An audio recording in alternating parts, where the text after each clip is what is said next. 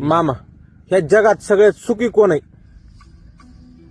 सुखी कोणी नाही, मोदी सुद्धा नाही. हावलंय, हाव नसावी. ज्या प्राण्याला हाव नाही तो सुखी मानायचा. समजलं का? पहिल्या पिढीत आणि आत्ताच्या पिढीत काय फरक आहे बरं? जमीन आसमानचा.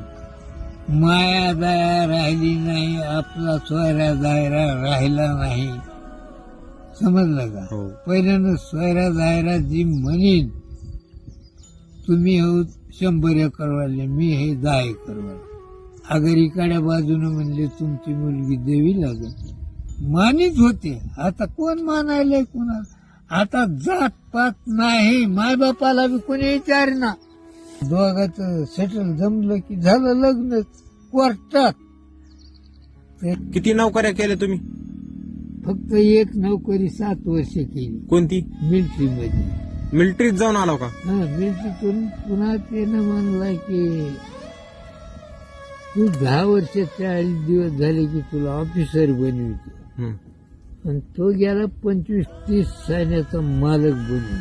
हम्म, आणि त्याचा भरोसा माझ्यावर आणि एक कोल्हापूरचा भोसले म्हणून होता, हम्म. त्याच्यावर भरोसा.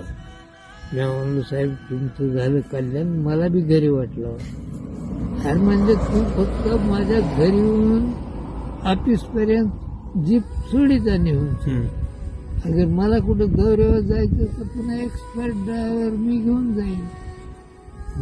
नको साहेब, आता मला घरी वाटलं. हे आमदार फामदार आहे, नंदुशेठ फंदुशेठ, विमल मुंदडा माझ्या घरी कितीदा आली होती, हम्म. 4 वेळेस. नंदू अनिक मला म्हणतोय, काका मला म्हणतोय अनिक.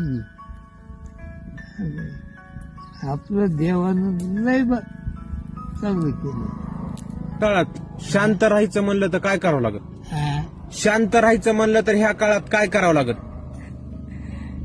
आता काय तुमचा प्रश्न? शांत राहायला नाही पाहिजे, हम्म, काहीतरी धडपड करावी लागते 5 पैसे कमविण्याकरता. हम्म. समजलं का? काय तसं नाही हो. पैसा तर सगळेच कमीत येत, पण पैसा कमवून बी काही लोक शांत नाहीत. त्यांच्यासाठी म्हणाले. नाही, ती लाचार आहेत. काय उपयोग आहे? हम्म, मनस्थिती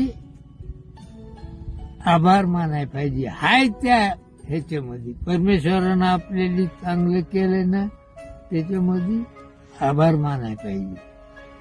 आणि आपल्या कर्तबगारीनं पुन्हा 5 पैसे 10 पैसे कमवायचे, असं आहे.